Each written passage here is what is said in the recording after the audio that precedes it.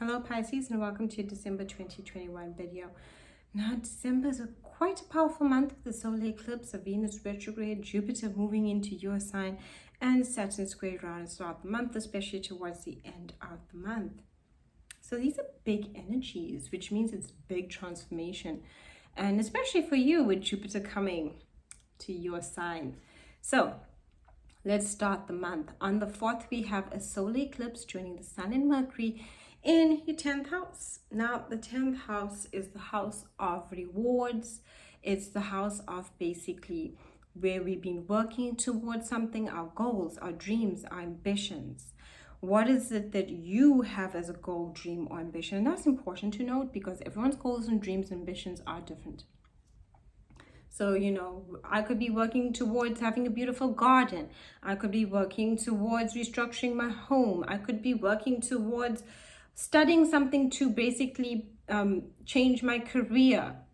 So that's the 10th house. It rules over the career. It rules over how the world sees us.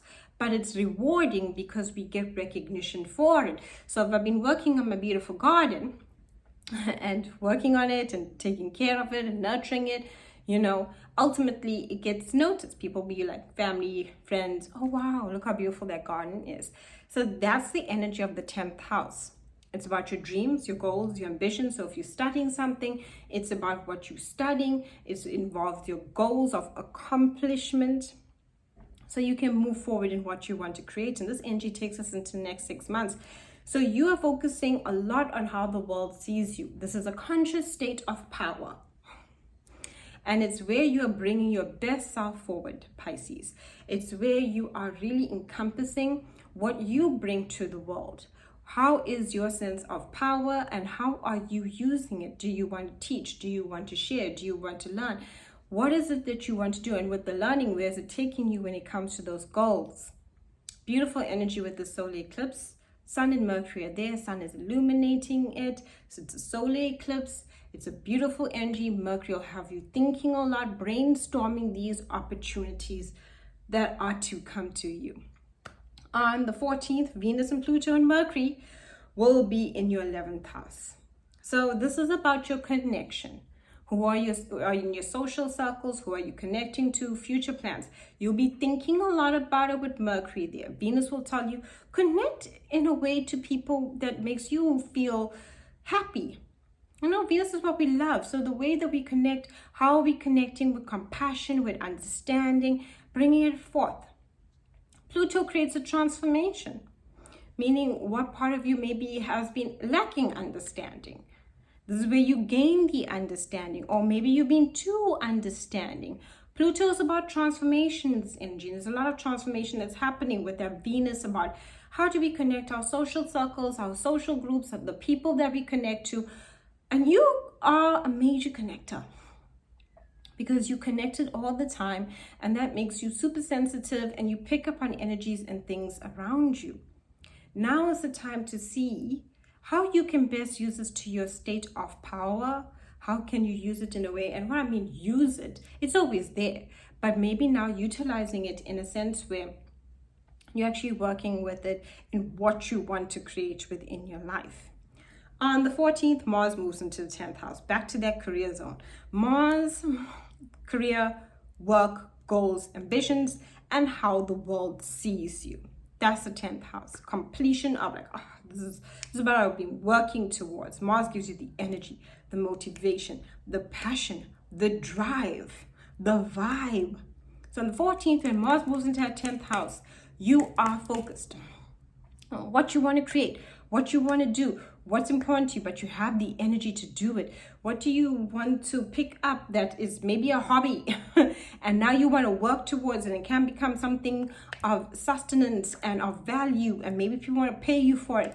That's the energy. You motivated. Lots of 10th house energy. When we're talking 10th house, goals, dreams, ambitions, career, how the world sees us. So even if you don't have a career, whatever you have now created to be your purpose within your life, that is what you're giving that energy to.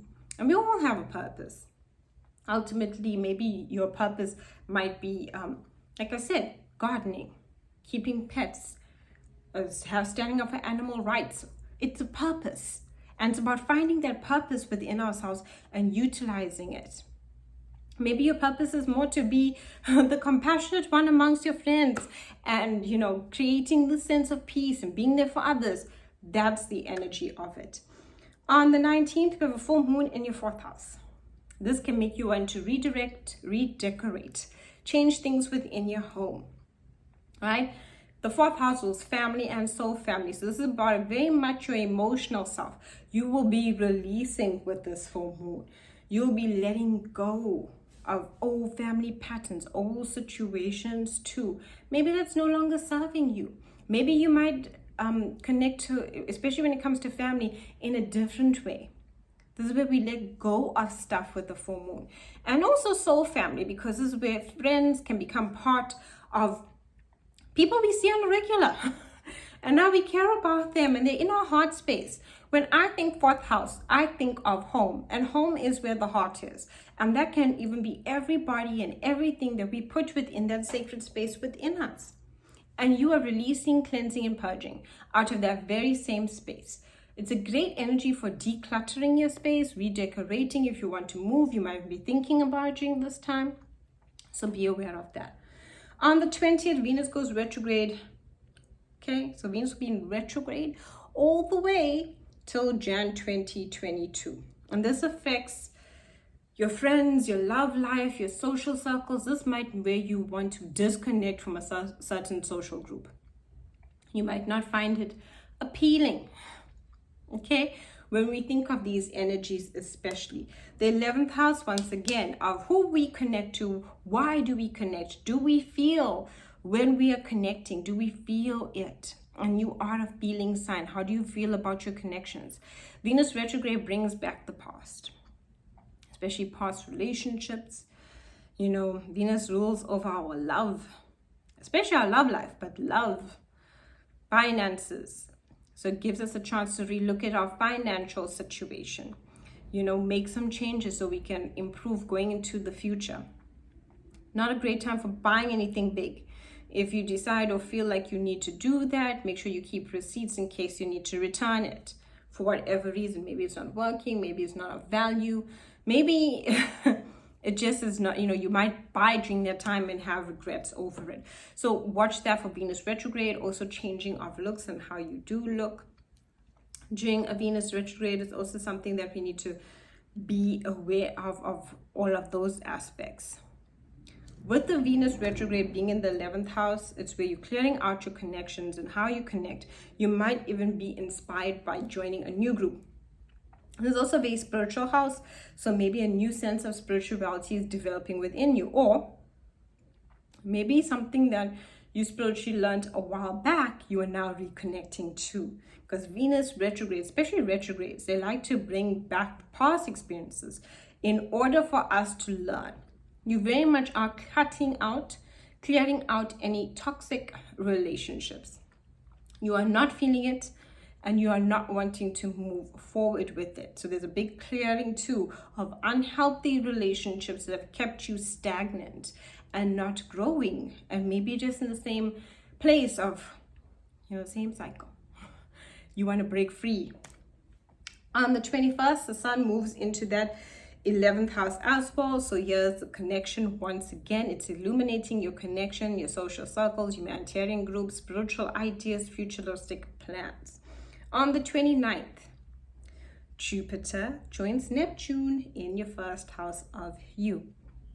What do you want? This is a very beautiful energy that connects us deeply to our spirituality, and especially you. It's lucky, it's expansive, it's opportunity. It's about manifestation and keeping the faith. And that's the energy of Jupiter and Pisces joining this Neptune, about keeping the faith, remembering the goals that you set earlier this year, and how that now going forward from December into 2022, how you're going to move with it to manifest all the big dreams and things you want to create within your life. Throughout the December period, we have Saturn square Uranus, and especially towards the end, of December. And that is about breaking free, really breaking free from any, ways of connection things that are basically holding you back, and how do you express your authentic self. A lot of releasing and healing here is also happening. Where do you feel restricted that you can't be you? You're breaking free in order to be more of you. Thank you so much for watching. Do like and subscribe. My website's linked down below if you'd like a reading, as well as a link for appreciation of posts. Thank you.